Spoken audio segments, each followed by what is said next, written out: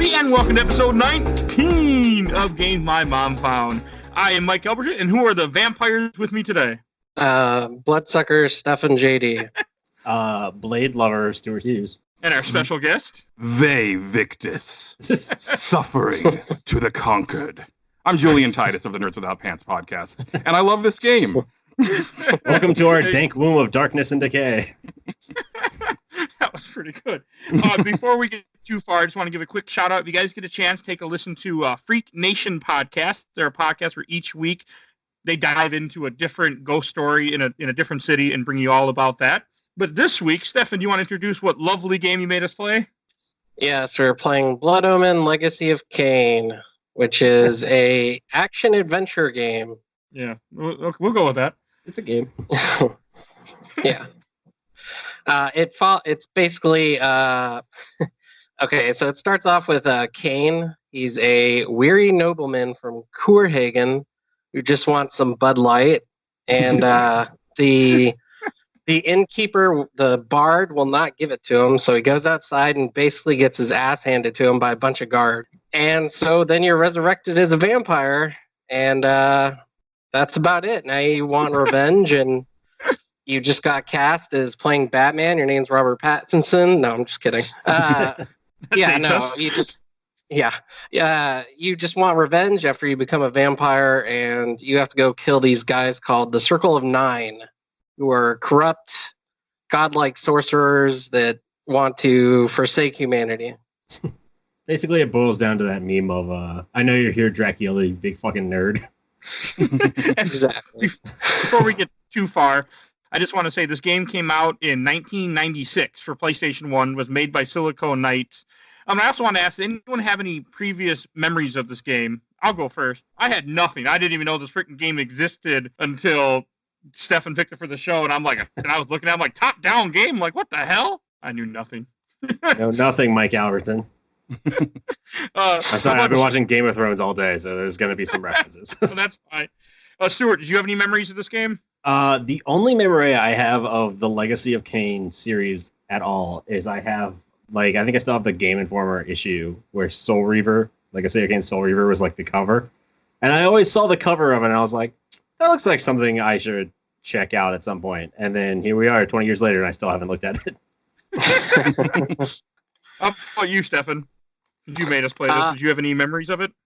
When I was younger, my friend Jake did have a copy of Soul Reaver, and we played a little bit of that, but we never finished it or anything. And then later on down the road, I played some of Defiance in high school, but I never finished that one either.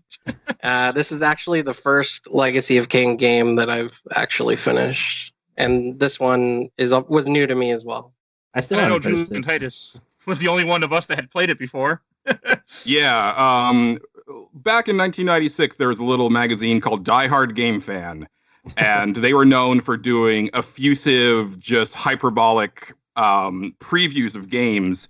And one of those was for Legacy of Kain, and they always had just page upon page of just screenshots, just blowing you away. And I was just very into it, and so as soon as I could get it, because back then there weren't really hard release dates for video games, but as soon as I found it on a store shelf, I bought it, and it was a pretty early PlayStation purchase for me. I think I got my PlayStation in '96, so it was a fairly early purchase for me, and I loved it, and 16-year-old Julian was very into everything that this game had to offer, and it turns out that 39-year-old Julian is still into pretty much everything this game has to offer, but with the added, I guess, criticism of, certain game design choices that were, that's what happens in 1996, but when you're evaluating a game that's, an older game in modern times,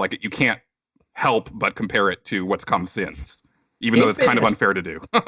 If it was the magazine that'll have 20 screenshots per page, right? Oh yeah. Their layouts were looking back, they were disastrous. But for a teenager who was very into extreme and just really cool images and stuff like that. I mean, they gave you what you wanted. It was just oh yeah, I just this looks so good, and their writing was just, like I said, very hyperbolic. And I remember them literally saying that like it was supposed to be like a 100-hour game, and because the map was so huge, and in their preview they had barely like scratched a little bit of it like off of the shaded part.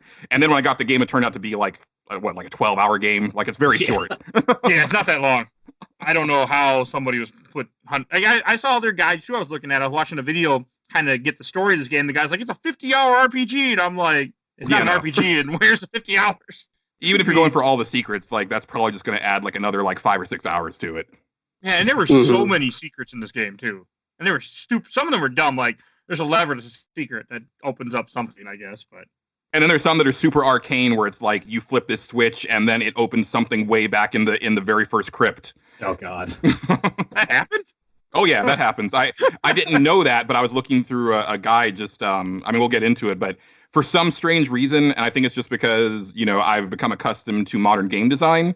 Even though I blew through this game on my own with no help back in '96, in 2019, I'm like, where do I go next? And so I was looking at a guide every now and then, and I would see they had like the secrets laid out. And yeah, sure enough, one of them says like, oh yeah, now if you flip this, go back to Kain's crypt and then go to this, this area, and then you'll see this new door is open. I'm like, that's too much work.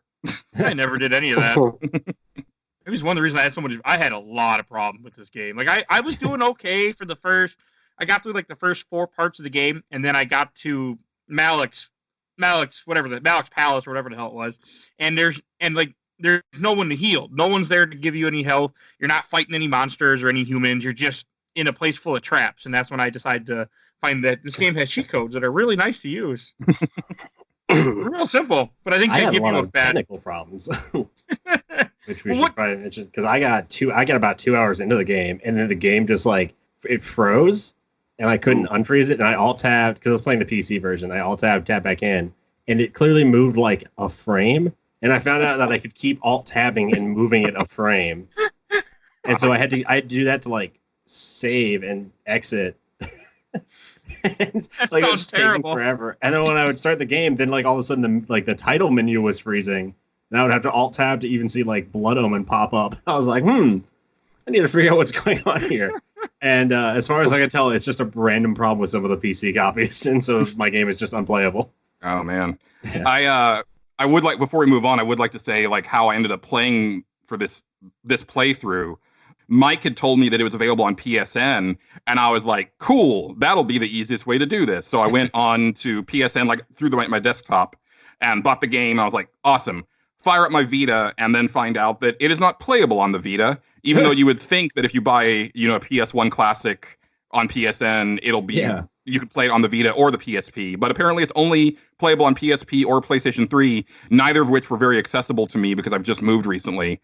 So I was like, well, okay. So, and that's the reason why I didn't get a chance to unfortunately finish it, because I was still unpacking stuff. But I'm a bit of a collector, guys.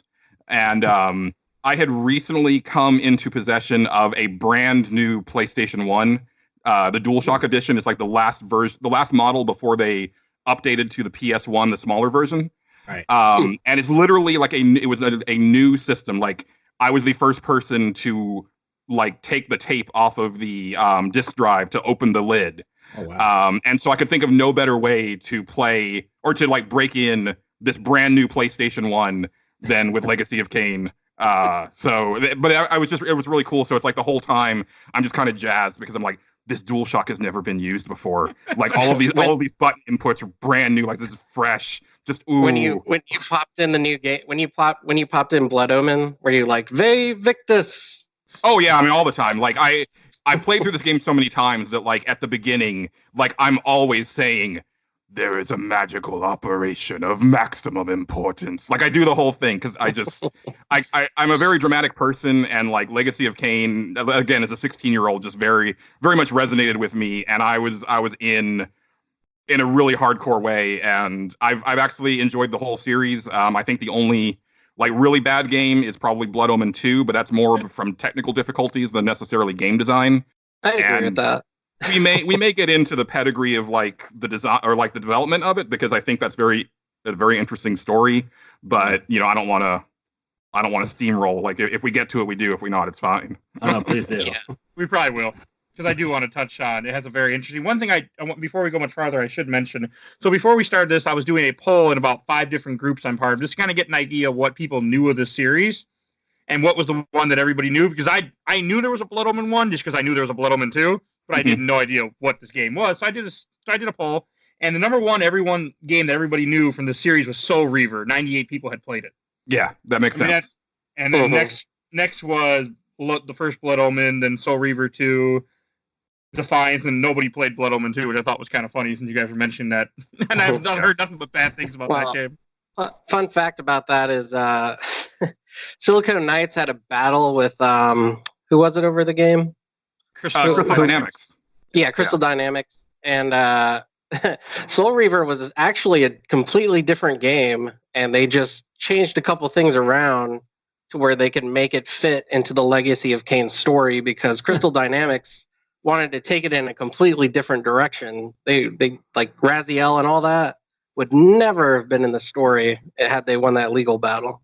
The game was originally called Shifter before. It was in pre-production when they got the rights. Yeah. Oh, interesting. I did not actually know that little tidbit. Yeah, I knew about the legal battle, and I found it so interesting at the time because this was the first game where I saw. I mean, there's a very like overt splash screen before you start this game that says that the story and characters and concept of Legacy of Kain were developed by Silicon Knights. So it's like, they were taking ownership of it like from the jump. But obviously I don't know what the deal was with Crystal Dynamics at the time. But I always have wondered what the Silicon Knights sequel to Legacy of Kain would have been. And I love Soul Reaver, and I love Soul Reaver 2. But I've always wondered, like, what would they have done? Like, would it have been another Kain story? Would it have been a different character? Like, because one thing about this game is that it has it feels lived in, and it feels like it has a long history. Because there's things that they reference that you never really encounter, but there's backstory to it, and it just feels like a very well thought out world that I like. Even from the get go, it's like I want to know more about everything. I want to meet all of these characters, and I want to like experience all of this history. And I just wonder if they were already laying the groundwork for that, or if it was more of just like, we made a world, and then here it is. I was doing some research on it, like a little bit, trying to figure out what the legal battle was, so I can remember it. But yeah, but I know what you mean. I think they were planning on doing like a whole nother thing, and I know like the next project they were working on. Well, when they started this game, they had two ideas to work on. It was either this or 2 Human. Yeah, because 2 Human was very early. Like there are PlayStation 1 images in an issue of EGM that I have where they're talking about 2 Human. I remember like reading that preview, and I was like, "Oh, this sounds so cool!" Yeah. And I had to wait so long to get it. It wasn't cool when it came out. It wasn't cool at all. It's fine. I'm a big Silicon Knights apologist. 2 Human was a game from 2008 that would have been like really, really good if it had come out in 2003. Yeah, that's fair. Yeah, it's a game that I was not sure if I liked it until I finished it, and then I was like, "No, you know what? I'm going to play this again." And then the second time I played, I was like, "Yeah, I dig this." But it also did not. It did not deliver on any of the promises that had been made as far as like the story or the player choice and stuff like that. One thing I was reading that I thought was pretty cool. Like one of the things that inspired them to write Legacy or make Legacy of Kain was the Wheel of Time books written by Robert Jordan. That makes sense. Yeah, I don't know if you're familiar with. You might be. It sounds like you might be familiar with that wonderful series. I read them all. Yeah. Same here.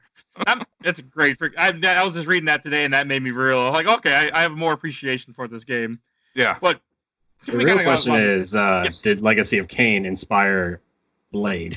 No. Because Legacy of Kain was 96 and Blade was 1998, and both are very edgy vampire stories. Yeah, but Blade was also like much, much older than Legacy of Kain. So when did the Queen of the Damned come out? Because this was like the book is a lot older than that. Yeah, but the movie was a pretty big deal. I mean, it was the 90s. Like everything was edgy and dark, and that's just kind of the style of the time, really. Yeah. Has that been like the worst age decade? Probably. I don't think so. But then again, I still love the 90s because I grew up in it. I think I partly blame techno because like every edgy movie has techno in it. Blade, Mortal Kombat. Techno would have been very at place in the Legacy of Kain game, I feel like. Oh, Queen of Damned was 2002, by the way. But this game almost had like a weird anti-90s feel to it, where it was very like classical. Like it almost felt like playing an opera or like a play. Like gothic. Yeah, like it had a very gothic feel to it. And then like, I mean, even the dialogue when you're just walking along and there's like the narration going on above you. And it's like, I am the last pillar, the only survivor of the Circle of Nine. It's like, am I playing a Shakespeare game? Well, it's interesting that you bring that up because one of the things that I loved about all the Legacy of Kain games is Simon Templeman, the voice of Kain, and he is a theater actor. Oh, he is. That makes sense. Yeah, like he is a thespian, and I recommend anybody who's listening to this, like just for fun, go to YouTube and look up the recording sessions from Soul Reaver 2 because it was like a bonus feature on the disc after you beat the game, because they all recorded their dialogue together in the same room, which is very rare in video games. And so seeing them all act off of each other is just amazing. And it's like, okay, yeah, I totally see why you are like a classically trained actor and why I love your voice so much, because holy crap. I had to look it up because the name sounded familiar. He's Logain in Dragon Age Origins. I was so stoked when I heard his voice in Dragon Age Origins. I was like, oh, it's Kain. It makes a lot of sense to me. I didn't like the voiceover at first, but then it grew on me because when we first started playing this, I texted Stefan. I'm like, this reminds me of RE voice acting. He's like, it's way better. Yeah. I was like, what are you talking about? I think what really got me was the "Vae Victis" and "Help me, kind sir, help me, kind sir." And that I mean, just the fact, like, I understand, like, I guess you're a peasant chained to a wall, but if you just saw some guy suck blood from 5 feet away from the other guy, I wouldn't be "Help me, kind sir." I'd be like, "Oh my god," or something. I wouldn't be saying "Help me." But let's talk about how awesome it is to suck blood from 5 feet away. It is. I mean, okay, like the combat in this game. Something that also appeared in Blade. The combat in this game, I remind people? It's very like it's a top-down.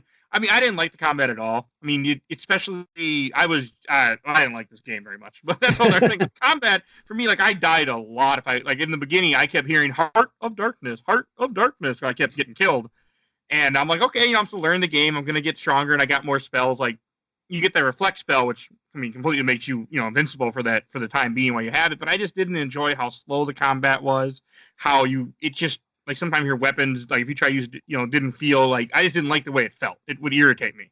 It's an adult Legend of Zelda from the 90s. Yeah. Like it's press square, square.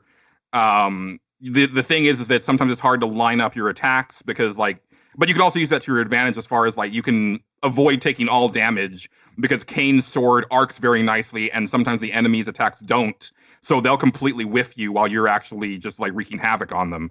I think probably the biggest thing looking like now that I'm playing it, today is I had forgotten how terrible the slowdown is when there's a lot of stuff going on the screen. And that seriously impacts like how effectively you can play the game. I think because like I said, I had a lot of technical issues playing this game. I kept thinking while playing, I was like, would this be able to exist as a remaster today if they like completely redid it? I was playing it thinking, I want this to be like just like redone. Mm-hmm. Not necessarily like from the ground up, like polygonal graphics and everything like that. Just optimized. Right. Make it run well, make it run faster. Cut the load times out, which.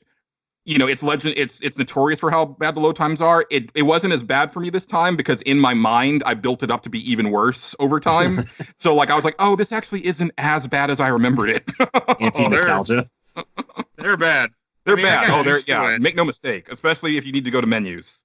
Yeah, if anyone wants to play this game, just imagine that whenever you enter and leave a room, you have to wait at least 5 to 6 seconds for it to load. So imagine going through a town and going in like 8 different buildings.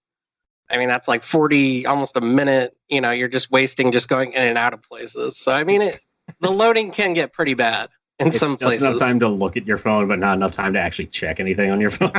That didn't bother me. It was the part when you got to press start to go in a menu to change a piece of equipment or change a spell. That's what would irritate me. And I'd be like, oh, come on now. Well, yeah, one of the bad things about some of the weapons in this game, especially the pickaxes, which you have to use in the forest to chop down trees, is when when you have the pickaxes equipped, you cannot use any magic whatsoever. It's very bad. And also, you end up doing that spinning move, and if you're not careful, you'll actually kill a dude before you can take his blood. So that can get really annoying. So I found myself actually going back to the original sword. Which doesn't make sense. But once they're dead, the blood's bad. The second they die. Right. So I should also explain that kind of what the setup here is, that it's kind of a lot like Diablo, and you start out in Kain's crypt after you come back as a vampire, and you just have no idea of what you're supposed to do or where you're supposed to go, kinda. I mean, the voiceover kind of narrates a little bit of the story to you, but basically you don't know what you're doing. And the first thing you do is leave and you run into the pillars of Nosgoth. And those kind of set you up for the story, which is basically that they are corrupted. And you have to uncorrupt them by killing the Circle of Nine, I believe. Yep. Right? Yes. Yeah. And each of them, you have to return like a piece of them or something, like a middle finger or something. Their head, something like that, usually. I didn't even know. A helmet and corrupt the pillars. So basically you go around like Legend of Zelda style from dungeon to dungeon, getting all the stuff you need to uncorrupt it. The dungeon styles are kind of cool. I mean, they're full of traps, and at first I thought it was cool, but then it didn't take long before when I was doing Malix, when I was getting just irritated because there was no health, and that's when I started using cheat codes. I just said screw it, and I enjoyed the game. Like, to me, it didn't feel like I was cheating. It felt like a feature of the game. Because if this game had RPG elements where I could level up, if it had a money system where I could buy more items, Heart of Darkness, or buy some more healing items, I would have really liked this game. But because it didn't have that, it made me it didn't like things about it. I mean, I watched videos of people playing it. I was playing it wrong. Like, I see that now, 100%. But the game didn't. Well, one, as anyone listening to the show knows, I don't usually have a lot of volume on when I play a game. So I had it up, but I could never, I wouldn't hear everything he was saying. Other than, "Hey, Victus," I wouldn't hear, "Oh, this armor does this," or I missed all that. So I missed so many things in this game I didn't realize till after I beat it and I was looking up stuff for the show. I was listening to your Stalker episode where you said that you usually have the volume turned down on your games, and it vexed me greatly, and because audio is so important to me, especially in a game like this where the voice acting is so good, and also the fact that he's narrating the game for you, like he's letting you know like what he's seeing, and it's a very unique perspective because most games it's done in the present, and this is actually he's like telling you the story after the fact. There were no subtitles. Cool. I was thinking about it while playing, because I played Rise of the Tomb Raider not too long ago. Crystal Dynamics also did Rise of the Tomb Raider, and I was thinking, how funny would it be if Lara Croft did like the Kain narration while she was doing something? I just love that in every game now. I open the salvage crate and take out the nuts. That reminded me of those top-down Lara Croft games. Those were pretty good, by the way. They were. I missed those. Crystal Dynamics, get your shit together. Stop making Marvel games or whatever you're doing now. I did like the whole dungeon setup in this game. I know the first dungeon you go into was no Raptor or something. I don't even remember. I just think you take his head when you kill him or something. Noob Raptor, the Mentalist. Oh, you see, I missed that because when he was talking, I played a lot of this game when my wife was sleeping, so I didn't have the volume up loud. But in this game loves to go, "Hey, Victus," or something loud. So I had the volume very low. I missed so much. Yeah, this game has some names. Like they're all. They're a lot of them from like Norse mythology, right? I want to say. I don't know. I mean, anybody an expert in Norse mythology here? They felt very old. I mean, olden. I mean, I know that they also were inspired by Shakespeare when they made this game, which again, you can feel it all the way through it. Yeah, it's and then like a weird background to the game that just kind of it sets it apart. It's not like. It's not like, oh, we're fighting Dracula from Transylvania. We're fighting Nosgoth and Newfraptor. Yeah, and there's a bit of a German aspect to it too. Like a lot of the town names feel very German. Like I didn't think about that, but Corhagen, I should know this, like Azrael or something. No, there's like Stenchen Crow, which is one of my favorite ones. And then like Nochtholm, I think, is another one. Yeah. Zegistro or something. Yeah, I see what you mean, though. They do feel very German. I'm just pulling up everything right now. Yeah. One of the words you get is one of the weapons you get is the Flamberge, which is German. That's a German sword that's like Kirby because it's Which is meant to represent flames. What was the Flamberge? Was that the flame sword? Yes, flame sword. Oh, okay. I love that sword. So that was the only weapon I really used once I got it. The rest of the game, I didn't care. That sword was everything to me. I don't know what their purpose is in real life, but they do exist. Flamberge. I feel like the flame sword and the chaos armor were like the best weapon and armor you could wear in the game. If you don't mind not feeding on people. Yeah, I had up, down, right, left, square circle for that. So okay. Yeah, the flesh armor I didn't put on because there's some ghouls in the game where if you suck their blood, you can get poisoned by them. Yes. So I was like, I'm not going to wear that because I don't want to keep curing myself. So that's why I kept getting poisoned. Before I played the game, I was like reading up on it a little bit, and it was like you can wear different suits of armor, and I was like, oh, that's interesting. Like the suits available are iron, bone, flesh, chaos. And I was like, well, that's gone off the rails real fast. Let's go back to iron. I know what iron is. I don't think you're chaos made of? I think you're only supposed to wear like a couple different armors. Because when I was reading later on, like people were saying that the chaos armor was the one that you want to use, not the wraith or all the other stuff you get later on. You just stick with the earlier one because it's better or something. That's what I was getting at, is that the combination of the reflect spell and the chaos armor makes you basically invincible because you're not taking any hits, and as they hit you, they are hurting themselves. So you can basically just walk through an area and feed as you need, or if you're fighting monsters, like they will just take themselves out, and all you have to do is re-up the reflect spell as needed. Right. And I think that maybe the difficulty of the game was done because they realized that they gave you a spell that made you basically like untouchable. Yeah. And with the only drawback being that eventually you're going to run out of magic, but it also regenerates over time. So I don't know. I think that it kind of breaks the game, but also in kind of a fun way. Because I did run into a part, Mike, where I was flushed with Hearts of Darkness, and then all of a sudden, right around the time in Malik's tower, I went through all of them. But it's also because I had forgotten about that combo, and also because there wasn't anybody to feed on in that area. Yeah, that's what really got me upset. Yeah, but then when I was going through Avernus, I went in there with almost no health and no Hearts of Darkness, and then I just beat it before we started recording, and I had a full blood vial, and I was just tip top and just fine. And it's because I just used that combination, and anybody who came up to me, they'd hit me and then go into the stagger state, and then I would feed on them until I was topped off again. Did they ever explain why the Pillars of Nosgoth are tied to the world at all? Because like I said, I only started the game, and right at the beginning. I mean, this game starts with a tutorial room essentially that explains everything. So I didn't realize that. It's all in the narration where it's all oh, this will help me do this, and this will help me do this, and it's so much information. And I was like, oh god, I'm not going to be able to remember all that crap. Yeah, if I remember correctly, isn't it because the pillars are kind of like the Circle of Nine are like the overseers of civilization, and now that they're corrupt. And you have to uncorrupt them is so that they can be replaced by new ones that the pillars choose. Okay. Right. I think that's right. The pillars each represent an aspect of nature or of the world, basically. And you have these people who are tied to the pillars that oversee them.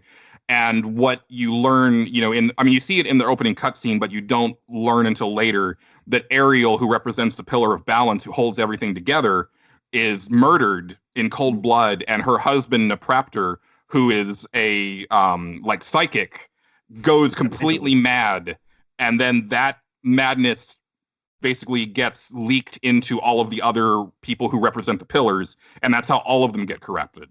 Okay. So they can't be reset basically until each of those people are dead, and then their connection to the pillar is severed, and then you can basically reforge the pillars. Okay. I just thought it was really funny because at the beginning of the game, like I say, it gives you such a dump of important information, and then you talk about the pillars, and it's and these are the pillars of Nosgoth, and nobody knows what the hell they do. It's what the hell? What? I just got told everything about everything. Well, and it fills stuff in later because that first cutscene, you get to see more of it as you go, because there's a part where Vorador is like tells you his part of the story, and so you see more of what happened there. And then, if memory serves correctly, you eventually find out who actually killed Ariel. And if I'm remembering correctly, you also find out that Kain was purposefully assassinated in order to become the pawn of Mortanius, who wanted to basically clear out the pillars for himself.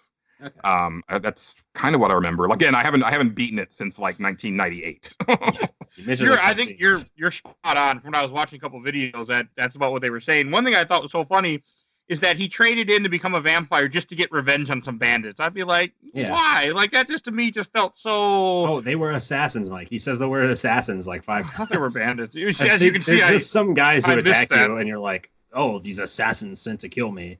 And also, he didn't know that he was going to become a vampire. He was just told that he would get a chance for revenge. Yeah, okay. That's kind of the crux that he says, like a fool, I jumped at his offer without considering the cost.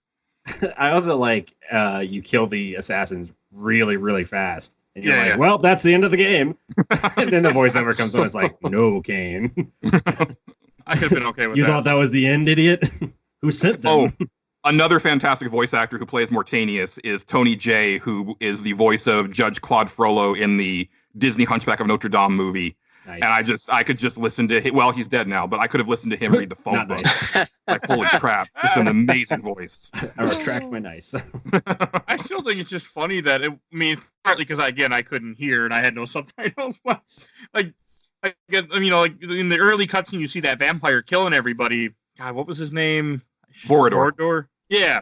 And I had no idea what the hell was going on. I was so confused. Like, I thought he was the one that made Malik, become just a suit of armor. It wasn't until later on I realized, it's the necromancer from the beginning. Yeah. I had no idea what the hell was going on in this game, really. Most of the game, I was confused. But, like, that vampire was... I didn't mind when you go to his mansion later on. He was kind of... Like, that was kind of a cool part, because you had bodies everywhere to feed on, which was really nice. Yeah, and human enemies. So, for the most part, you were fine. Which there I like. Bodies everywhere, which was nice. It was. One thing... Legacy of Kain in a nutshell. One thing we hadn't mentioned yet, like if we start talking about, you go most of the town. Most of the towns are pretty normal. When you get to Korhagen, the town that you're from, there's bodies just piled up everywhere. For 2019, the graphics didn't look gory at all, really. But for 1997, that must have been some kind of sight, seeing all these bodies laying there. Oh yeah, just everything about the game was very adult. I was technically not supposed to be playing this game, like when I bought it, and it felt that way. Like, it felt like, ooh, I cannot let my parents see this. This is... you brought up Legend of Zelda. This game does feel like the anti-Legend of Zelda. Yeah, and I think that was kind of the idea was, take that formula of Legend of Zelda, but then, make it, quote-unquote, mature and adult and dark. And, and there's some real fun stuff in there, like the mind control spell. I think you get to do some really neat stuff with that.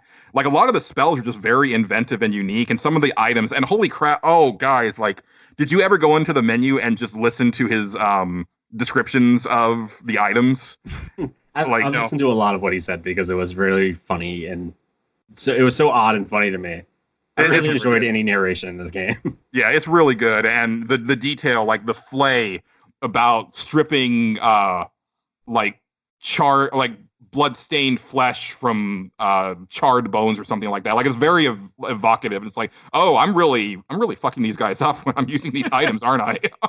The flays are really good. I only used them a few times because in any game like this where I can't refill an item, it makes me upset, so that I don't use the item at all, because that's kind of how I play the type of games. I don't use any. I would just only use something like spells. I only used the flays. I never really used any of the other items it gives you. I just hoarded them instead. That's how I play. Implode and Pentelich of Terror are your friends, Mike. I know I missed out because I was watching videos and stuff, and I'm like, that would have made this game probably a little easier, but because the sword, I don't like the sword.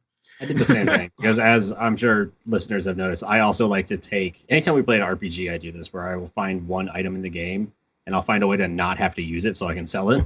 So, and we played Golden Sun, and I didn't use any of the healing items whatsoever, which is why I ended the game with $200,000. I was like, I could just heal myself. I don't need this potion crap. And so this game gave us like any item that was like usable and not renewable. I was like, I'm never gonna touch that. I have that problem too. I just can't trust myself to use it. I just kept saving stuff. I had used Flays a few times when I was trying to kill some of those demons with the homing shots, and they would just murder me. This is probably Malik's dungeon when I had used them a few times to get through a couple doors. Like we were saying earlier with the spells, like the reflect spell, you can just put that on and run right through a dungeon pretty easily and not have to do much. Which was nice. Mm-hmm. And there was one part a little bit after when you go to Dark Eden, which that place was freaking cool. When you're in the lava and you got this dungeon that's like sitting in the lava. I mean that place was really cool. I liked Kain's description of that, where he says like something like the tower looked like singular and small on the outside, but as I entered, like it was this huge, massive place like that was hidden by spells. I forget exactly what he says. It like again, it's just really great world building, and the way that he describes things to you. It because you get to see stuff visually, but then his narration takes you the rest of the way, and it really like paints this picture for you. And so, even though it's this mid 90s pre-rendered overhead game, it's not super detailed. Like it feels more detailed than other games of the era to me, at least. The FMVs in this game actually are really impressive. Like they kick Resident Evil's ass. They kick like a lot of games' ass. Like Metal Gear doesn't have any FMVs at all, I don't think. And like this game has like 25 minutes worth or something crazy like that for the time.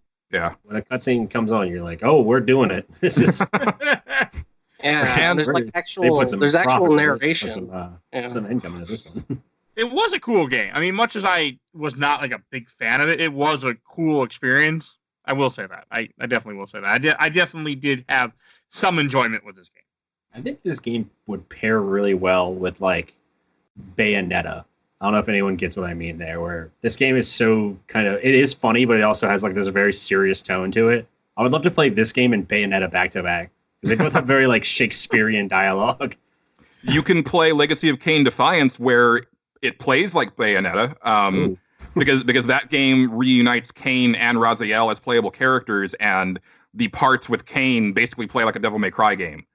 That's true. Putting that on the list. Yeah, really, we will definitely be doing Soul Reaver. I want to go through the whole series at some point. I need to play more of this. I saw a line in the game that was amazing, where it was is it Mobius who can see the future? Yes. And he's like, I have seen your destiny. The future says you die, and Kain just says, but I am dead. As are you. He's right. Oh, but with Darky at that part, doesn't he like slice off his head? I think so. This game there's so much going on. Like this game, it feels like Shakespeare mixed with like weirdly, it feels like Game of Thrones. I want to say Mobius either survives, or if Kain does kill him, it doesn't stick, because Mobius is definitely in the Soul Reaver game. It doesn't stick. He does die in the end. He does kill Mobius because you kill everybody. I got better. But he has time travel, so yeah, it doesn't he's matter. like Loki. So it might be younger Mobius in the future. Maybe. Well, I want to say Mobius was the one that you kill right before the end, and then you get a time traveling item from him. But he was also the Oracle, if I'm remembering correctly, who tells you to go do stuff. Yeah, he is the Oracle. Okay. He's tricking you the whole time. We should also remember that this story has paradoxes on top of paradoxes. Like it's not a straightforward story at all. Yeah. No. Like, there's no end. You thought you were getting into a Shakespearean tale of vampires for simplicity? Guess again, nerd. This is Kain. This was we're saying Dark Eden. So when I went into Dark Eden first, I didn't notice you could go right down the door to your right or somewhere right in that place, and I went and walked away for like a good hour running around and into the swamp and going somewhere where I didn't need to go. And it wasn't until later I realized that there's a door in Dark Eden I was supposed to go into. I went way out of my way before I figured that out. I don't remember exactly what was over there, but I know I went way the wrong direction. You can get lost in this game. There were a couple times where I ended up losing my way, where that didn't happen to me in 96, but I think it was just a different time. And I also, so I'm playing this on a PlayStation 1 with like original AV cables on an HD TV. So I'm not getting the best picture out of this. But there were definitely parts where like I got stuck in one part and I looked up the walkthrough and said, "Oh yeah, just leave this area." And I'm like, "What do you mean leave this area? There's nowhere for me to leave." And then I realized that there was like a doorway to the south that I could not see. And I was like, son of a bitch. Like I went through this cave like 5 times and then I just had to walk through a door that I couldn't see. It's, yeah, this game, I mean, because like, one other thing we hadn't mentioned yet is you can zoom in or zoom out of the screen. I played mostly zoomed out, but I thought that was kind of cool, but there's so many doorways you'll miss. I mean, I missed a bunch, and every time I had to read a guide, like, oh, go south or go west, and this game was confusing a lot of times for me. I'm just not used to the style. Well, and also I didn't realize because there's certain points, like little vista points, where it'll show like a rendered image of the next place you're going. And then for some reason this time around, it didn't click that it meant that I could fly there in bat form once I had seen that vista. And so definitely like when I was trying to get to Malek's Keep, I was like, I didn't know what to do. And then it turned out, I just had to fly there once I had seen the place that I needed to go to, but I didn't know what to do. I was completely stuck for a while. And I don't know. I guess my mentality back in 96 was much different than it is now. I expect things to be a little bit more laid out for me. Well, we're used to today. Quality of life things that this game doesn't have any of those. That was a big part of it. I mean, this game, it's something from 97 and it plays like something from 97. And so many things that we expect now in games that weren't around at this time that doesn't do. It doesn't, like with the vistas for me where I couldn't hear, it took me a while. I wouldn't have realized it wasn't for the guy that, once you see the vista, you can go there. Because I didn't know what the hell was happening half the time. Really, do not play this game without sound because you will miss out on things. Don't play any games without sound. I'm just going to make a blanket statement. You play Tetris without sound. I love Chrono Trigger. I love Final Fantasy VI. And I will turn up that music as loud as it can go and just listen to it. But it's something where I'm not as from like a game that's not from a certain part of my past. I play with quiet volume all the time. It's weird. I don't know why. I just don't. Most of the time, the only games where I have to have sound are like Battle Royale games or something where I'm constantly freaking out about shots in the distance. Otherwise, I'll usually turn the sound off. Oh no! My! You're hurting my soul. I will turn it off, but I will usually have the sound down, and I'll be watching something on my phone as well, or I'll have something in the background. I just a lot killing me. Another thing that we hadn't mentioned yet was: did any of you go to any of the full moon dungeons? Yes. Run into them? No. I didn't do any. I just thought the cool thing is that there's like a lot of really arcane stuff in this game, again, with like the secrets and stuff like that. And it doesn't lay it out for you. Like, I had forgotten about the full moon doors. But it's really cool because like when you walk into an area where there is one and it's the full moon, you hear a door click open and you're like, what is that? And then if you click on the map, it's like, there's an open cave that wasn't before. And then you can go to it. But it's just like, there's always weird little secrets like the, like the blood fountains that enhance your strength or your magic that you just find randomly, or you have like the spirit forges where you sacrifice a bunch of blood for a whole bunch of items. Like there's just a lot of like weird, neat stuff in this game. Like, like Avernus Cathedral, like there's a whole basement part where I ended up like, it was like a hidden door. I ended up finding like, I think like 20 Hearts of Darkness and a whole bunch of flays and tons of items. And I literally just like walked in between 2 rooms. It was like this, like, I don't know. There's just some neat stuff in there, but it's also like very obscure and there's no way you would find all of it without a guide. And I don't know how anybody ever did it on their own. The game fan ever do walkthroughs? Not in the magazine. I think they had like separate like strat guides that they would come out with. It's just 3 screenshots and then a description of what you have to do. It's like a switch from 3 different angles. And it's like, number 1, flip the switch. Yeah. The guides are pretty good for this game. I mean, I would not have gotten through this game without a guide. And now, like you were saying about the cathedral, that cathedral was one messed up. Like that was one messed up place. Just going through that town and everyone trying to kill you, and then you fight those big like red and blue Diablo looking demons. Oh man, that was that was not and all fun. The teleporters in the actual cathedral taking you all over the place, back and forth, and hitting a switch just to get a little deeper into the cathedral. Like it's a cool dungeon design, but it's also kind of repetitive and a real endurance run. But also like it loads you up. Like you end up like leaving that dungeon with the Soul Reaver, the Wraith armor, and like a whole bunch of blood vials that increase your health bar and your magic bar. And it, like, I just left there and I was like, oh, they're really ushering me towards the end of the game in like a really fast way here. So are you supposed to be going through heaven and hell when you're in the cathedral, or is that just kind of like the setting? Like, is that real heaven and hell, or? That's just what every cathedral looks like, Stefan. I see. Yeah. The way that I was looking at it was that when you're teleporting up to where it looks like the clouds, I feel like you're in the upper levels of the cathedral, and that's just the decor. But in the bottom area, that's like, oh, these guys have been doing some dark shit, like in the basement of this cathedral, and this is not like the people in the town don't know that this is here. Oh, okay. Which makes sense. I mean, the whole world, that's one thing about this game, that the whole world is just screwed up. Like, it's a very bad and sad and terrible place that they're living in. Even before you're going around killing everybody, it's it's not a nice place. It's a world in ruin, essentially, type of thing. Any world where the strongest people are called something the something, it's usually a pretty bad place. Bane the Druid, Dejul the Energist, Azimuth the Planer. I think it's Planer because he's like a time jumper or something. The cathedral is the one that had the dual boss fight with that bastard that kept making the floor in the water, right? Was that what I'm thinking of? No, that was Dark Eden. Oh, okay. I hated that fight, by the way. Hated it. I just didn't like his. I mean, in this game, water hurts you because you're a vampire.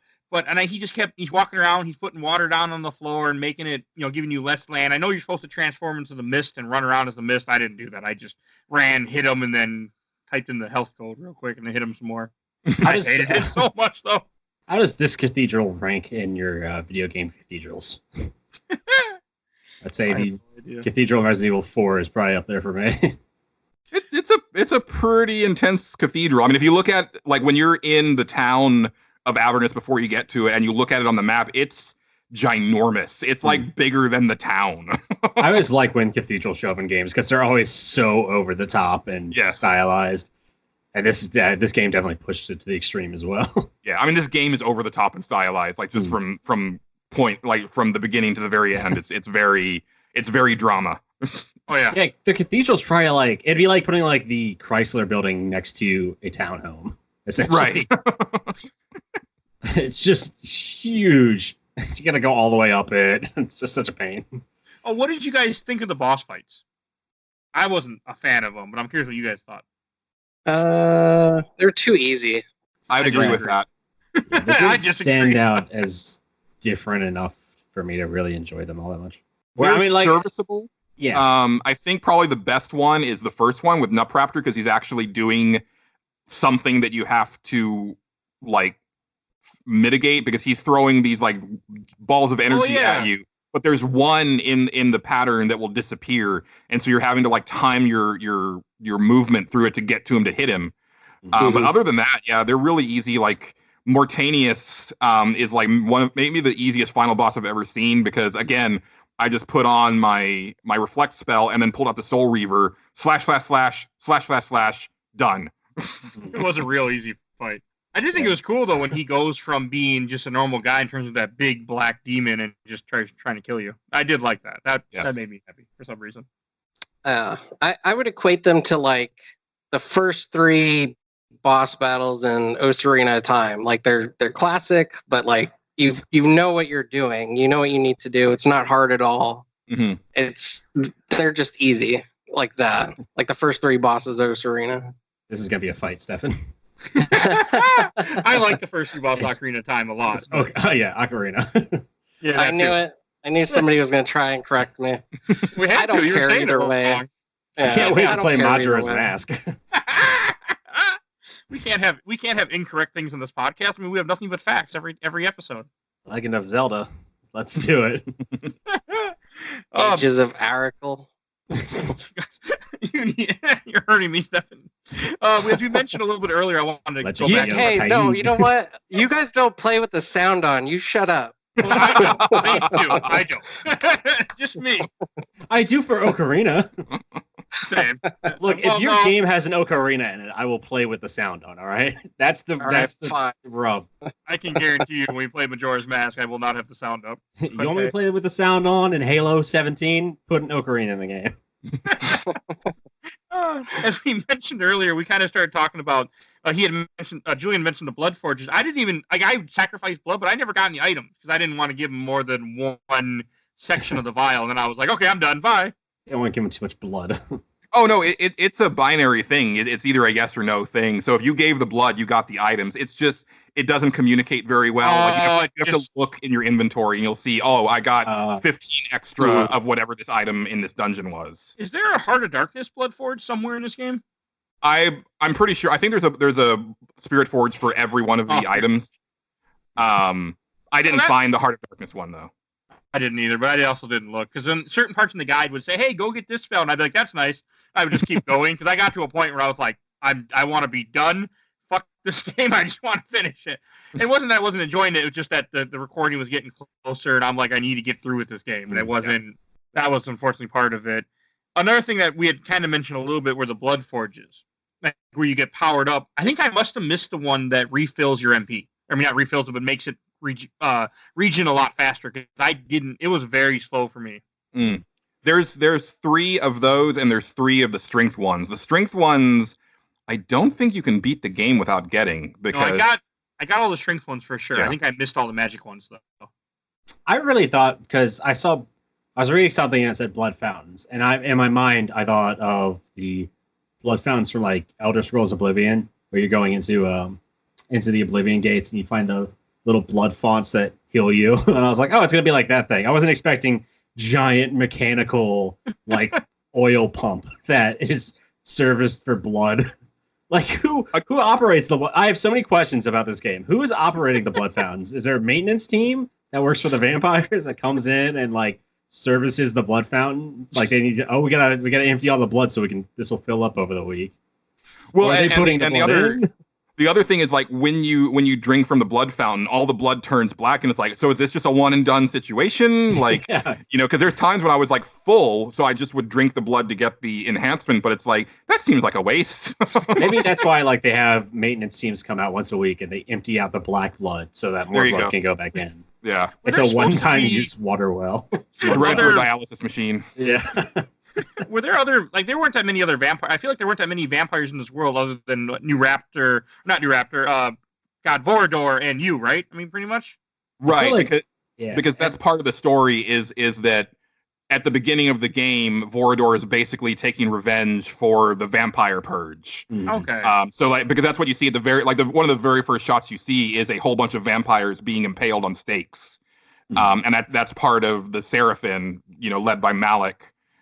Basically purging the vampires. So Vorador, goes to confront Malik, and then, when you meet Vorador, he says, like, since then, our kind has not really meddled in their affairs. Like, we've kind of gone underground because there aren't that many of us left. Okay. Weren't you paying attention in the claymation cutscene at the beginning of the game? No, I couldn't. I mean, this again, like, if a game doesn't have subtitles, like, there's a game called Singularity that I've wanted to play for years. Does not have subtitles. I have never put it in my PS3. I own 2 copies of it, but I will not play it because there's no subtitles. Again, to be fair, like, it's a game that, if you go back and play it after having experienced the story, you get more out of it. And so I'm speaking to someone who is very well versed in the story because I played it so many damn times, as a teenager. So this is not like information that I felt that I had after the first playthrough by any means. Subtitles for this game would take up the whole screen. I'd be okay with that though, because at least then I could read. Because like I missed out on how a lot of the armors work. Like I thought, I got a new armor, it must be better. So I'd equip it, not realizing that no, it's not better. Like some of them, they each have a different effect. Like the flesh armor we talked about earlier, I kept getting poisoned near the end. I'm like, they must be hitting me with poison. I was sucking their blood by accident and getting poisoned. I didn't realize it. Yeah. I didn't hear any of his explanation. And like if you miss the explanation, I feel like you don't get it again. You get it one time. And that's it. If you go into your inventory and click on any of the items, you can get the description again, and that's what I meant is that, like, even for certain items that I didn't pick up and get that narration because I just already had them on hand, I would just go in and listen to them because I just want to hear Simon Templeman some more. It's like the He Cliff wasn't Notes really of the good. vampire world. He wasn't. I mean, it was good voiceovers. Like I did feel a little bad when I told Stefan at first. I'm like, I mean, this reminds me of RE, Resident Evil. Like, you're a Jill sandwich, but it was actually really good. Like, it wasn't cheesy. He did a very good job. I didn't like the whole Shakespearean thing, but because I guess I just don't like Shakespearean. But it worked and it was good. Yeah. I really enjoyed it because it was like, I don't want to say like it was somehow above the normal level of writing, but it was so like fleshed out. Like they took their time writing this dialogue, which I was really, really impressed by. Yeah, and for 96, I think it's above and beyond a lot of the stuff. I mean, I'm replaying Final Fantasy VII right now on the Xbox One, and I'm like, this translation is horrible. Oh, that's a game I have not touched in so long. God. Well, the isn't the remake coming out soon? Yeah, sure. Uh-huh. Yeah, soon. Yeah. I'm told by everybody. Well, the remake's going to be broken into probably like 3 or 4 parts, it sounds like. So yes, we're going to get a part of it, but we're not. Yeah. It's not going to be the whole game. It'll be. I think it was always planned to be episodic. I want to say. Yeah. Which I'm fine. I'm 100% fine with games being episodic. Wasn't it meant to be on the PS3 too? If I remember correctly. I think a lot of things were meant to be on the PS3. But I'm trying to, after you finish the cathedral and then we're moving on, you get the Soul Reaver. What did you guys think of like the whole doll maker house when you go in that? When the game kind of where you go to the king and you're trying to get him to work for you, and you got the dead body of his daughter just laying there, he's just crying. He's like, go find her soul. I think her soul was in the doll, if I remember correctly. Just weird. Like, it's just a very. I mean, everything about this game is depressing. I mean, I didn't hear half of it until after I beat it and looked up videos. But that was the same level with the evil teddy bears, right? At some point, evil teddy bears show up and are like chasing you down and trying to kill you. I do not remember this. You don't remember the teddy bears? I think they were made by the doll maker, and they were like. They look like Five Nights from Freddy's teddy bears. They were like 2 feet tall and they would chase you along the floor. God, maybe I played the game zoomed out. I sat about 10 feet away from the TV, so I didn't. I mean, I just saw things slash the sword. Yeah, they probably look like specks to you because they were so tiny.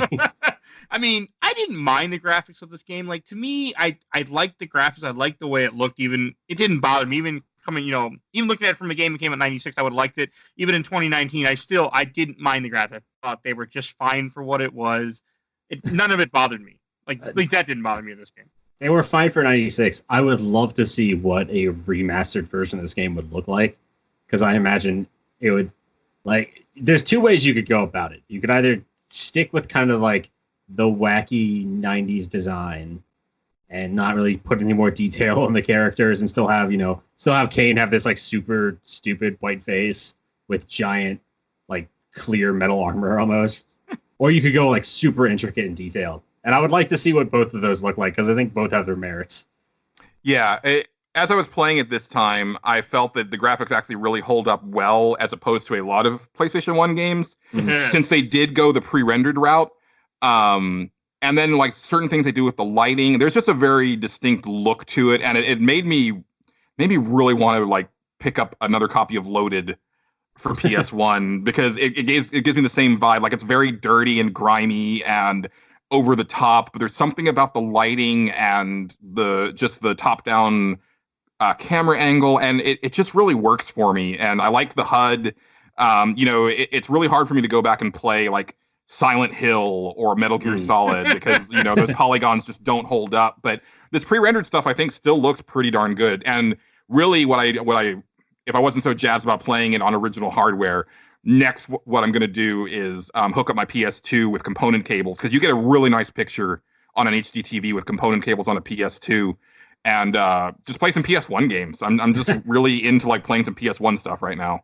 I think it holds up because this game looks like a play. It looks like a theater play. Mm-hmm. Like, all the cutscenes look like they could be on a stage, and they have that workhouse lighting above them. And like, I mean, there's a part where like a bunch of people are sitting at a table, and it just has like a single light source from above. It's like just their faces are lit, and it looks really good. Yeah, it holds up, and then like mixed with that with like Shakespearean dialogue, it feels like you're playing a theater piece. Definitely. Yeah, the guys at Silicon Knights had something. And again, I'm kind of an apologist for them. I've liked all of their games except for maybe I've liked all of their games that I played. I didn't play that terrible X-Men game, but I own it. But I haven't played it. I own 2 copies of it, so don't feel bad. do too. What? Why? Well, I'll explain that. Right, I do. Because I collected a bunch of games on 360, and then when I moved, I packed up my 360. I have everything in bins, and then I started rebuying some of the games on PS3. As long as they were cheap, they had to be like under $10, and I'm pretty sure I own 2 copies of that game because I want to go back and play it, and I never have yet. Oh, so yours wasn't intentional. Okay. It was intentional. I was well aware I own it in the other bin. I just didn't want to go dig it out. Gotcha. Yeah, I own 2 copies of that. I own 2 copies of Two Human because when they finally finalized that court thing and they said that you had to like basically you couldn't sell or they had to remove all new copies of Two Human from store shelves. I was like, I guess I need a new sealed copy of Two Human. So I jumped on that while I still could. I can't say too much against Silicon Knights because I haven't played any of their games really. Except for Twin Snakes, because they did Metal Gear Solid Twin Snakes with Konami. They did some good games. Eternal Darkness is fantastic. They didn't do Eternal Darkness though. Oh, they did Sandy's Requiem. Yep. Right, but they didn't do the first one. The really good GameCube game, amazing game. Yeah. Was it? Just had a stroke. Weren't there 2 Eternal Darknesses games? Eternal Darknesses games? I don't know what I'm saying. That's only one. It's just the one. It's just the one? Okay. Yeah, it'll probably be on the show someday because I always thought Sandy's Requiem was different from Eternal Darkness. It's the subtitle for Eternal Darkness. It's Eternal Darkness: Sanity's Requiem. Okay, well then I guess I have played that game. Yeah, really good game. All right, we should get back to Blood Omen. Blood Omen also has a really bizarre naming. Have we talked about the naming? No, we haven't yet. Because the Legacy of Kain games they're so confusing. Let me give you the naming. It's Blood Omen, Legacy of Kain. That's then 1. Legacy of Kain, Soul Reaver. That's 2. Soul Reaver 2. That's 3. Blood Omen 2. That's and 4. And then Legacy of Kain, Defiance. And that's 5. Isn't Blood Omen... Wait, doesn't Blood Omen 2 have a colon of... Oh, no, it's just Blood Omen 2. Yeah, I think I've often heard it called Blood Omen 2, Legacy of Kain. I want to say that maybe when it was in development, like that might have been how they announced it. I've heard it called Blood Omen 2, Legacy of Kain, and Legacy of Kain, Blood Omen 2. Yeah. Because the game is called Blood Omen, Legacy of Kain. Legacy of Kain is the subtitle, but it's also the name of the series. It'd be like if you start a game, like it'd be like if the first Legend of Zelda was called like Link's Adventure, The Legend of Zelda. Right. It's a bizarre way of doing it. And then they have 5 games, 2 of which are called 2. Just a weird series. Like it's a series that I've never. This is the first game I ever played of this series, and ever played. You haven't played Nosgoth? No one has. Didn't get very far. We should make do Nosgoth. That's like is that a multiplayer game? It's not MMO, right? It's a multiplayer game that they had a beta January 2015, and they shut it down in May of 2016. Yeah, poor Nosgoth. It's gone now. And that was the last thing that's ever been done with the Legacy of Kain franchise. Like this franchise is kind of, and even then, Defiant came out in 2003. So really, that was the end of the series. And when I was asking around, so many people didn't even know what the hell Legacy of Kain even was. Well, I will say, there's a weird history with that because I noticed something weird about it, and I was looking into it. So Nosgoth, the 6th Legacy of Kain multiplayer game, was made by Psyonix. Psyonix is the maker of like Rocket League and Arc Squadron, but they were just bought by Epic Games. Silicon Knights, who did the first Blood Omen, got into this big legal dispute with Epic Games. So there's like this weird like connection with all these fucking games now. Where and then Square Enix bought Crystal Dynamics, who made the other games, so they technically own Kain, and there was Legacy of Kain Dead Sun that was in development, and I got very upset when I found out that this was a thing that was being made, and then Square Enix like axed it because the footage I saw looked really fucking cool, and I was like, other than the fact that the story was supposed to take place like like 1,000 years after the last Legacy of Kain game, and I don't think the Soul Reaver was even part of it. And I was like, well, no, that's a mistake. But I still wanted more in Nosgoth, and it looked like Vampire Hitman, to be perfectly honest. And I am here for that. I'm on board with that. That sounds awesome. It's that would be cool. I think the newest Hitman DLC is called The Undying as well.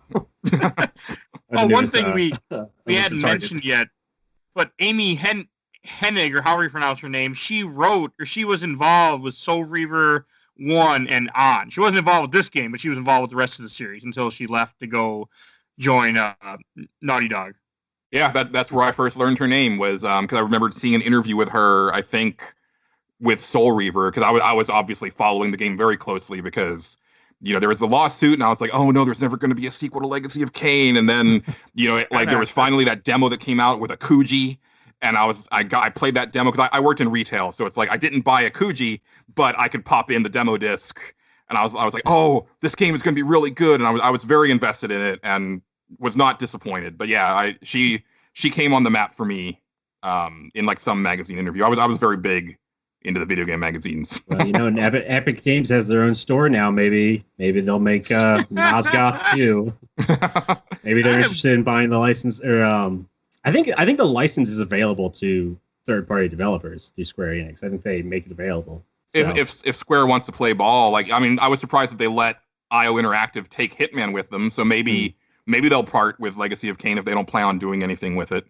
Because I would. This is like at the top of the list of games franchises that I want to see resurrected. No pun intended. I mean, Crystal Dynamics still does well. They made all the Tomb Raiders up to Rise of the Tomb Raider. Yes, and those are owned by Square Enix. There's clearly a partnership there. Yeah. What I'm saying is Square Enix, make a remaster of Legacy of Kain or do a new game. I want to see a modern version of this game because I'm so curious to know what that would look like. Oh. One thing we should, as we're kind of getting near the end of this, what do you guys think of the endings? I know, Stuart, did you watch any afterwards? Yes, I did watch them. I did not get to them, unfortunately. How far did you get? We should say that. Oh, God. I don't know. Like 2 hours in, I think I finished the Dollmaker thing. How far was the Dollmaker? Dollmaker's right by the end. Oh, geez, really? Well, then further than 2 hours in. All I know is I was playing it and I stopped. I couldn't play it anymore and I got very upset. I was like, I don't know. I was burning through. Maybe 2 hours. I guess I did go through longer. I don't know why I said I was 2 hours in, because I did play the game for 5 hours on Wednesday. So Dollmaker is right by the end. You were in part 8 of 9 parts of the game. I think I was right before the Dollmaker. So I think I was just about to get to the Dollmaker stuff. Yeah, you saw almost the entire game. Then you just missed that we did, which I guess we should really talk about real quick. Is after you go, you Dollmaker, you get the soul, you go, and then you end up going to like this. You go to talk to William the Just, and you have like a little battle where you have, which I always thought they were the guys in the red armor. I thought they were demons until I realized they were human enemies. You could suck their blood. They're all fighting each other. And then the soldiers are kind of fighting with you, and then everyone just gets freaking owned. And I think that's when the game starts doing the time paradox. Starts really going in. Like everything gets real confusing. Like I think after you do that, you fight the nemesis. You find out the Oracle is actually whatever the hell his name is. Morbius, was it? Mobius, yeah. Mobius. And then that's when you go into an alternate time. Where Vorador is on a guillotine. These names are so hard to remember. I do apologize to everyone listening because these names are so. There's like the Seraphan and Vorador and Noopraptor and Elsevier or Mortanius. It's a weird game. I mean, that battle scene was cool. Like I did enjoy that. I just put on the reflect spell and just ran all the way through it and I didn't care anymore. Because like with any game, when I start getting near the end, I get to the point where I'm just like, done, time to be done. But that's just me. But I did enjoy those final few fights. I enjoyed the boss. I enjoyed where the game was going. The ending. I did enjoy that. And one thing, like when you get near the end, you start getting the time paradox. You fight Kain from I think the future, was it, or somewhere? You fight somewhere he gets teleported into. Weird. It's a very confusing. I mean, any story with time travel has the potential to become very confusing very quickly. Yeah. And this is not one of those stories that handles it simply. It's They go all out on the time travel. They don't explain it that well either. I feel. I mean, he had some item that let him travel through time, but this whole series I think deals with time. Even though I don't know anything other. I know a little bit because I was reading up on it, but I know very little. Reading up on time or the story? Both. Okay, I have to become a astronomer and expert physicist so I can figure out this whole time shit. Oh, but one thing about this game is after you finish it, you kill all the pillars, and then you find out that you're the last pillar. You find out that in order to save the world, you have to kill yourself, essentially. It's very Fable 2. and hey, spoilers for Fable 2. Spoilers for Fable 2, in case anybody hasn't played Fable 2. I haven't played it. I own it. I own maybe 2 copies of it. It's not great. I wouldn't worry about spoiling an okay game from 2008. So. I don't actually care. I just want to say that. But I was saying we have the 2 endings, and because the whole game he's trying to be. I don't know if we mentioned this. I can't remember. He's trying to become free from being a vampire. Yeah. And in the end, he finds out that the only way to be free is to die. So I picked the good ending, or not the good ending, but I picked the ending where he sacrifices himself. He saves the world. But that's not the true ending. That's not the canon ending of the game. Yes. The good ending is not the canon ending. The canon ending is you destroy the world, collapse the pillars, and you turn the world to complete shit. It basically turns into like a radioactive wasteland. And Kain becomes Super Kain. With just a wonderful cutscene where he's saying that Vordor was right. We are gods, dark gods, and he's just on the throne, on the pillars with like a chalice of blood, and he toasts you. It's just so good. It's very Conan the Barbarian or Conan the Conqueror, where it ends with him just sitting on the pile, like the throne of skulls. It has that very same feel to it, where it's like watch that. I should go watch that. You've got to watch Conan. We should play the Conan game and then watch the movies because they're something. Talking about the Conan game for 360 PS3? Yeah, the one with all the nipples in it. Yes, I do. I always wanted to play that. I've never gotten around to it, but I do own it. It's solid. It's not bad. Yeah, it's always a pretty fun game. It was like kind of under the radar, and it was kind of just okay, but it's still pretty fun. Oh, Julian, you might know this one. Do you know anything about how the prestige works at the end of the game when it gives you a ranking? Because I got the ranking of princess. I'm curious what affects that. I believe it has to do with how many secrets you've found. Okay. And I think it goes up like maybe every 20 to 30. Because I only ranked up once. Like I went from Gimp to Whelp. Trying to think how I got princess. Unless it, I was thinking maybe it knew I was cheating because I was knowing games at the time. You probably got princess because you used the cheat codes. That was a very big thing for a while. I wish that would kind of come back. Like Metal Gear Solid 5 Phantom Pain does something really funny where if you die, I think 3 times in a row on a mission, like within a certain time limit, then it'll give you the option to make everything way easier, but you have to wear a chicken hat the entire time. For the titles, it goes Whelp, Gimp, Princess, Bride, Prince, Blood Hunter, Count, Baron, Overlord, Saint, and Devourer of Worlds. Oh, well then, Mike, you actually found a lot. You found more secrets than I did. Like, kudos. Well, I had a guide, so let's not. The guide told me, "Hey, go here," and I got to a point. I would do some, but there were points where I was just like, I don't give a shit." Just make the last one Devourer of Guides. I mean, I couldn't have. I love the idea of finishing this game and then, without any context, just like ranking S pops up on the screen or something. A+. That wouldn't work for this game. I want every game to kind of end that way, regardless of how serious the ending is. One thing I thought was funny, like I've had most games ending spoiled for me. I had this sort of spoiled, but I listened to it in another podcast, but it made absolutely no sense for me. So you couldn't spoil it because I'm like, what? Kain does what? He sacrifices himself or he takes her what? Like it just made no sense. And that's this funny thing about this game. Like if you don't play this or nothing makes sense. Once time travel is involved, nothing makes sense.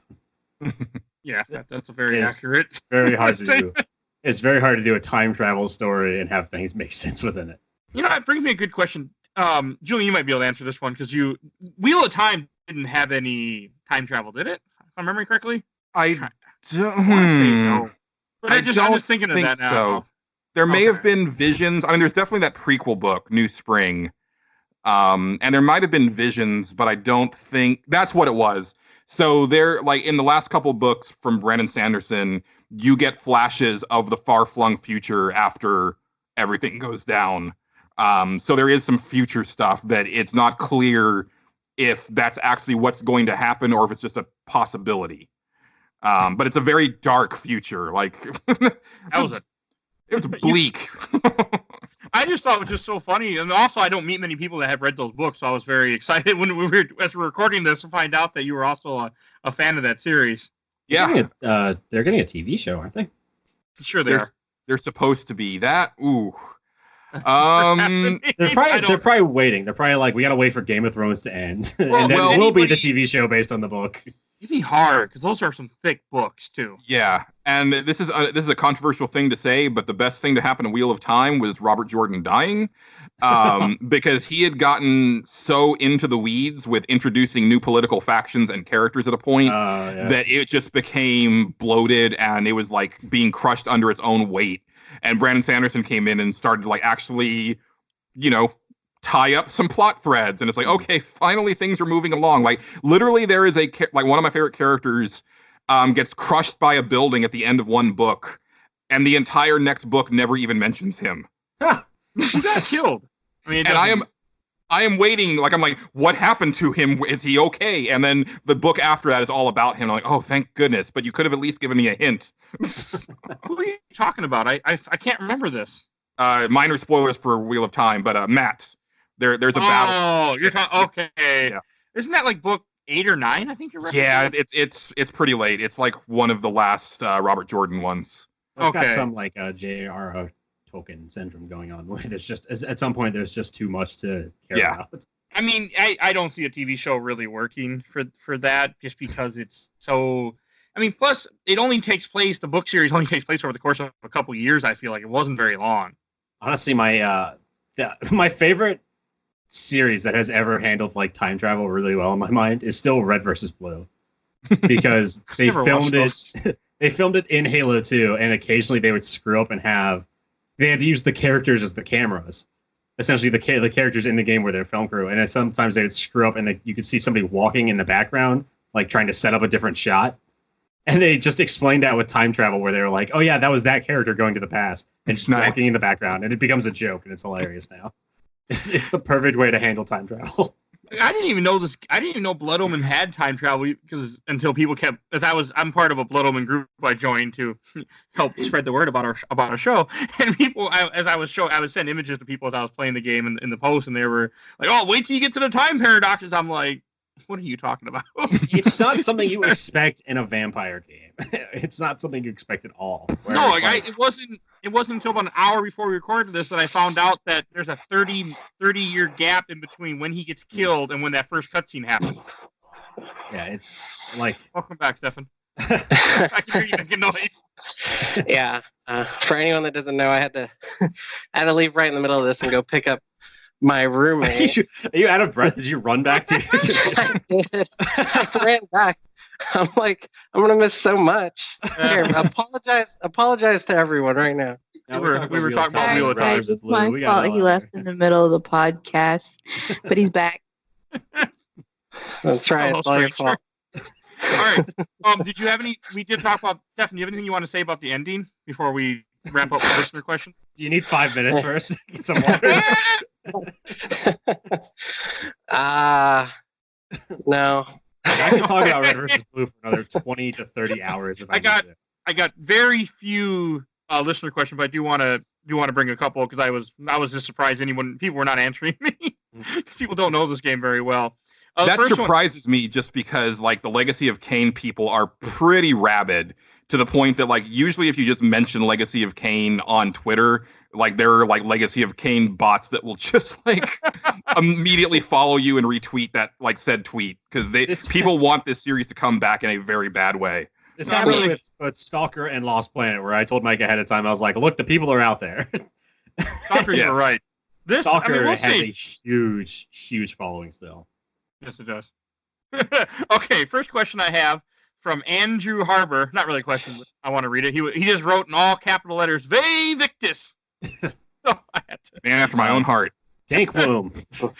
Next question from Chris. Chris L. I can't pronounce that last name. He said, "Chances of a remake." Yeah, I don't think there's any. I mean, I talked about how much I would love to see one. I doubt it because there's so much legal drama now regarding the Legacy of Kain games. Well, no, that there's no more legal drama. Like Square Enix owns it like completely, but Square Enix has been they have like here's the problem is that if they did anything with Legacy of Kain, Square Enix is going to expect it to sell like 10 million copies, even though the last game sold like 2 million copies. They have like these incredibly inflated expectations. Well, no, but I'm talking about Legacy of Kain Defiance. Like a famous example is the original, like Tomb Raider 2013. They were expecting that game to sell like 10 million copies, but if you go back and look at sales figures for the whole series, like the best game in the series had sold, like the best-selling game in the series was Tomb Raider 2, and it sold 8. Right. And it's like you're guys, like the last game before this only sold like 1.9 million copies. Like that's where you should be shooting for.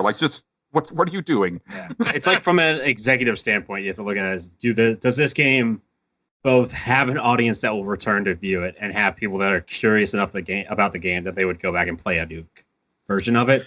Yeah. I don't know if Legacy Kain has that. I don't think it does. I don't think it does either. I would like to see them try it, but I don't think their market is there for it right now. I think it definitely has a remaster of the PS2 stuff.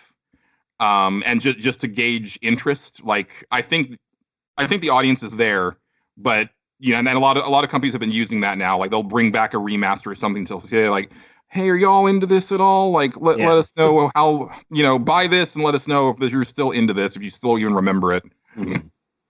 That would be cool. I would love to see a remaster of. I've never played Soul Reaver 1 or 2, but I would. I mean that, and I would like to see a remaster definitely, and Defiance. Like, I'm fine with the industry as a whole taking a break from new games for a while, just saying, hey, we're just going to remaster shit. I wouldn't mind that either. People constantly talk about how much they want a remaster of the Mass Effect series, even though those games aren't that old. Oh, they still look beautiful. They still look fine, yeah. I mean, even the first one, like, its age is showing, but it still looks fine. But, like, people really want remasters for games. That I think the market is out there. I don't know how well they would sell. I don't know if they'd sell, like, in the loads that companies want them to or need them to. But I would like to see more games remastered, and I would like to see Legacy of Kain thrown on that list. I feel like it would have a lot of stiff competition too with Vampire the Masquerade 2 coming out. Oh God, yeah. So I feel like it'd be the right time to do it. If any Robert time Pattinson is Batman. Vampires are coming back, Stefan. Vampires are going to be big again. Like Wesley Snipes is out of jail. He can make a new Blade whenever he wants. I forgot he was in jail. He paid his taxes. That's all. Okay, another question I want to read. This is all from the Legacy of Kain group. They actually gave me a bunch of questions. I'm going to read a couple of them. One from Sebastian North. Did you find the Lost City? I knew where it was. Yes. I did not, and I don't recall if I ever found it. Like I saw that listed in a guide, and I was like, what? And I would have to go back and see it to see if I ever actually found it, like back in the day. It's in a place where you have to run across a big open pool of water as the mist form, cross into another screen, then you get to like a Stonehenge-looking area, and then you have to have a full moon to get inside of it. It has a bunch of items. I didn't go there, but I know where it is. I couldn't wait for full moon. I just left. Yeah, same here. I think I read that this game has 100 secrets in it. Yep. Which, I mean, in 96 was a shitload.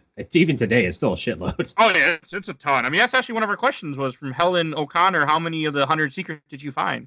I read the future. I'm a Legacy of Kain character.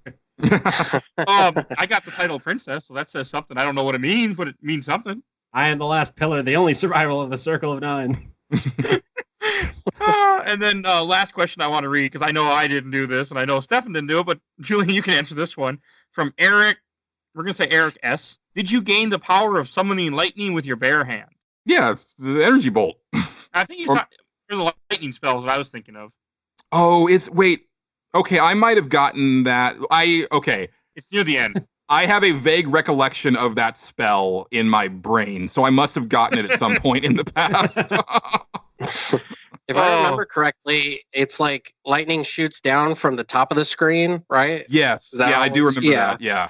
So I have done it in the past, but I did not do it on this playthrough because we'll get to it. I don't want to spoil. I don't want to get there, but even though I didn't finish this game in time for the podcast, I intend to finish it after the podcast because I'm really enjoying my time with it.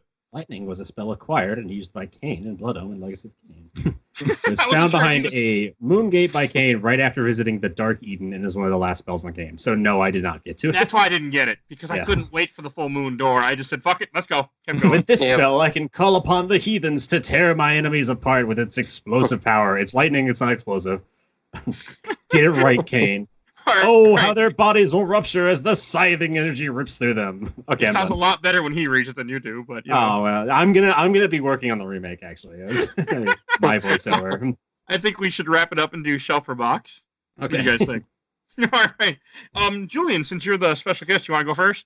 Sure. We'll have to take an hour and write it out like it would be a Shakespeare play. I mean, like all of my games are on the shelf, but you know, I understand the concept of this segment. This is definitely a shelf game for me. I mean, it's a game that I've purchased like I think 4 times total, maybe 5 now counting the PSN version that I didn't actually end up using. But you know, I probably played through it like 5 or 6 times back when it was new. In a time right before I started working in video games retail, where then I started like basically trading in my game as soon as I beat it to get the next new game. So there was a time like right after Legacy of Kain where I usually only had like 1 or 2 games in my possession at one time.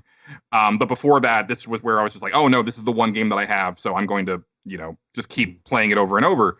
But you know, playing it now in 2019, I was still enthralled by the story and the characters, and even though like some of the gameplay stuff does not age well, especially the technical limitations, I'm still really enjoying it, and I fully intend to finish it. And also to anybody who, especially you guys, but anybody else who's listening, if you finish this game, even if you're not planning on playing Soul Reaver, at least go and look at the intro to Soul Reaver, because it is amazing, and it also is really cool to see what becomes of Kain after Blood Omen. Which I can't wait to find out, because it's not on our list yet, but it's going to be on there at some point now. After It should this. be. Yeah. It should be. We at some definitely are point. going to put it on there. Stefan, you want to go next on what you think? All right. Yeah, I think this is definitely gonna go on my shelf. Sorry, I'm just trying to get this. All right. Well, when I was okay, I can edit all this out. Don't worry. When I was gone for half this podcast today, I'll look I was behind at the the curtain. light. I was at the light, and I was trying to hurry back, and I made this stupid pun in my head. Now this is podcasting. that was too funny, but that was I'm sorry. I just had that stuck in my head right now, so I couldn't formulate thoughts. Anyway. We're gonna do all Yeah. of our podcasts like that from now on, where we're all gonna call each other in the car. We're gonna just be racing to get somewhere. this is podcasting. You got to say it in a Yeah. higher voice. You know? Halfway through every podcast, we'll just I get pretty bad road rage. So I'll just be like, yeah, well, I thought the game was really in, motherfucker. Get in your lane. Anyway, back to Soul Reaver. Yeah, so this game is definitely going on my shelf. At first, I actually didn't know if I was gonna like it. I want to say the first 2 dungeons, I was still on the fence about it because it just didn't click with me with what I had to do, because there's so many buttons dedicated to so many things that aren't attack and magic that I was like, what are all these for? There's map, there's zoom in, there's zoom out, there's special transformations, there's all sorts of shit, and I didn't process what this game was asking me to do. So, but later on when I got into it, I actually enjoyed it a lot. I felt that for the time, it does actually do a pretty solid job of what it's trying to accomplish.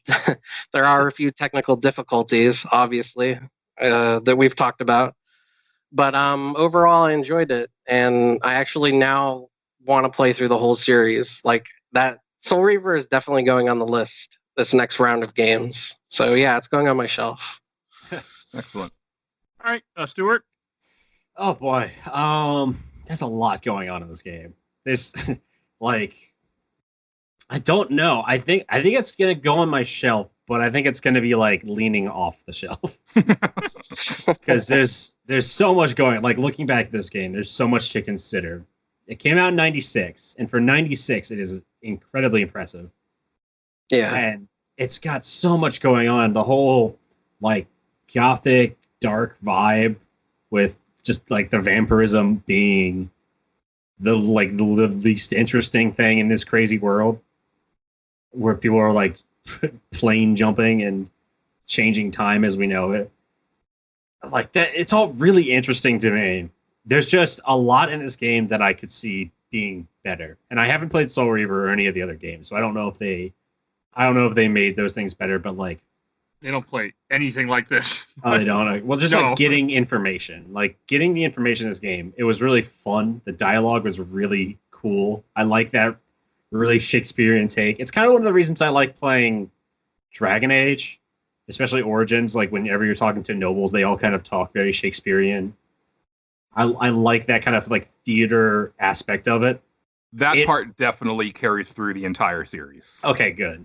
Like the one problem with that is that it hits you pretty early on with so much information in that style where a lot of stuff is lost. And like you said, you can go in your inventory and like relearn it. But there should just be an easier way to get that. Maybe just have it on screen. Maybe like while saying it, have it on screen and do like the Legend of Zelda highlight where some words are red and it's like, okay, now I know what this does really easily. So I like it. It's going to go on my shelf. It's going to be leaning off. I really enjoyed what this game was. I haven't played the other ones, but I assume if they make this game but better, then I'll enjoy them for sure. Because it's just like there's a couple things that could just be pushed a little bit further towards more playability rather than style. Agreed. Yeah. You want style, but you want playability. And this game kind of pushes over the line into stylized. Kind of gets away from some playability. Like the cutscenes are really wacky and fun and weird, and they're all like the FMV stuff is really, it's bizarre. This game is bizarre. Okay, it's bizarre. I like that it's weird. I'll go there. I mean, I like the transformation, which we didn't really talk about, but you can transform into a wolf, a bat to teleport, a mist, and then you have disguise where you look like a peasant and can walk around.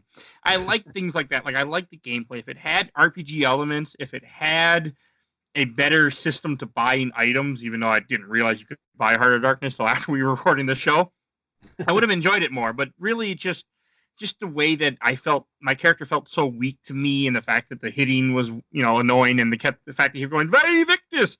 That's one reason why my sound was always down, because I want to hear things, but I don't want to hear him just yelling "Very Victus" all the time, or "Help me, kind sir."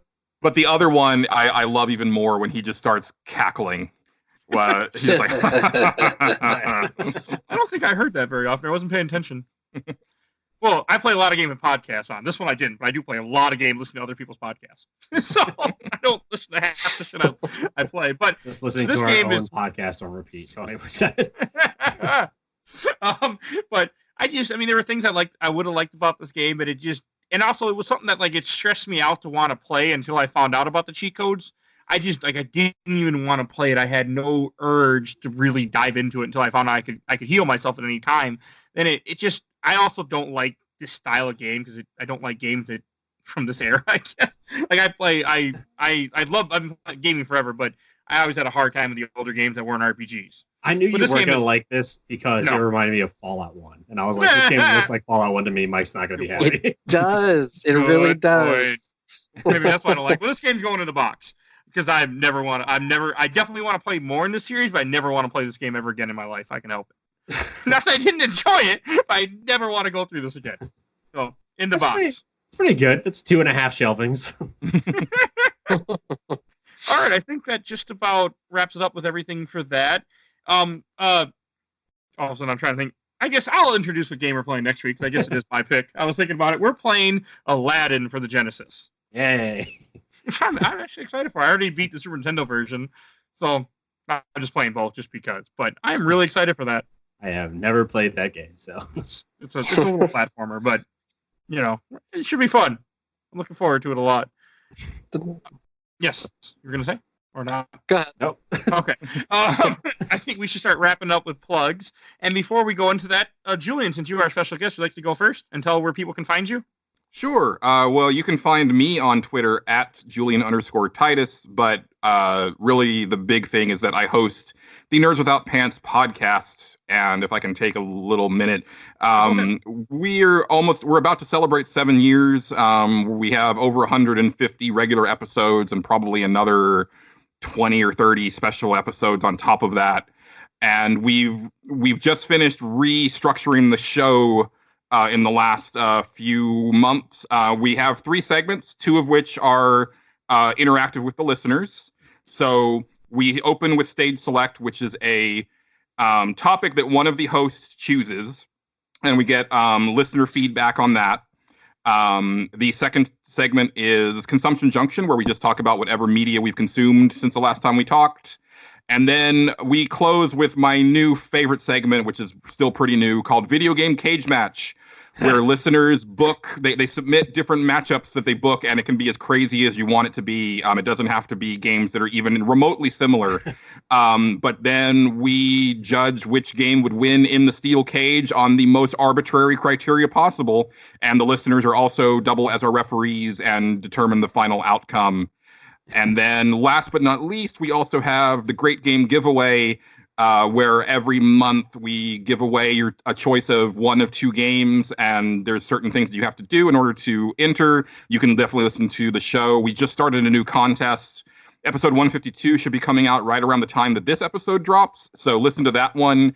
And the current contest is for a choice of either Warhammer Chaos Bringer, which is a really cool looking Diablo-style game, or Crash Team Racing. I think it's Nitro Refueled or something like that. The remake of Crash Team Racing. So listen to the show and for chances to win either of those, and keep it pantsless, Internet. And I guess lastly, you will have the blood you hunger for. That was good. That's why I was so excited when you had picked out this game, because I was excited to have you on the show, because I listened to. It's been a while, but when I used to work a third shift and listen to podcasts all the time, you were one of the podcasts that was in my rotation. Oh, cool. And I also know you from Geek Comic Conspiracy. So awesome. I wasn't quite sure where you had found me. I never know, and it's funny because since we started doing the Great Game Giveaway, I've had people enter, and I'll be like, "Hey, I've never seen you interact with us before. Did you find us just for the contest?" And they're like, "Oh no, I've been listening for 5 years." And it's like, "Oh shit." I know you mainly from Comic Conspiracy because they always plug you, and then you were on that show a few times. That's why I was so excited to get to work with you on this. Yeah, definitely. Stalker. He just tracks people down. What Mike hasn't told you is that this is just a long-running PI sting operation that he's got on all of us. Right. Yeah. All of us are cheating on our taxes, and he's trying to take us all down. I'm all for small podcasts, propping each other up and getting the word out. So we will definitely be letting the listeners know about you guys. I meant to plug it on the episode that is about to come out, but I forgot. But it'll definitely be going into the next episode because I will have already been on the show. So they can just go listen to my show and then download this one and listen to this one as well. It's been fun for me because it's essentially a really roundabout way to find more podcasts to listen to is by joining a podcast. Absolutely. So now I have people to listen to. And I was like, oh, how'd you find these people? I was like, oh, I started on a podcast. The secret about podcasting is that people podcast for other podcasters. It feels like sometimes. It's really I don't know what movie I want to watch tomorrow, and so I'm going to star in the next Infinity War. It just seems like the easiest way. And if you like what you listen to, you can find more episodes right where you found this. We're on Podbean, Stitcher, iTunes, wherever you get your podcasts. We're also on. Please follow us on Facebook. You can find us on Twitter. I post on Twitter once a week. But Instagram and Facebook, we're constantly posting new images of whatever upcoming game we're gonna have that week, so you can kind of get an idea of what we're going to be talking about before we talk about it. So when you do listen to the episode, you'll have a little bit more context for what you're hearing about. And sometimes we do go kind of fast. I think we are going onto YouTube soon if I get enough time to put the videos together. Yes, eventually we'll be on YouTube. Stuart or Stephanie, any guys you want to plug anything? Not yet. Still, I'm just going to keep building it. Keep building the hype. Okay. I'm going to be getting some art done for the podcast, and hopefully it'll be going on a shirt soon. And hopefully Stuart won't be too busy and can help me add some color to it. Yeah. And also, I am starting my own shirt store, an online store, but I am waiting until, God, I don't know. I'm starting a Teespring shop, but because it just started, I wanted to order one or two shirts to see what the quality was first on them. I didn't realize that they have to approve your shop and then approve your shop separately for the printing process. And so I've been waiting a month and a half for my first shirt to get here. Wow. As soon as that gets here, I promise I will work on more stuff to throw in the shop and open it up. All right. Sweet. I think that wraps up everything that we want to thank everyone for listening. You guys have a wonderful night. Bye. Thank you. Play Victus! Welcome to our dank room.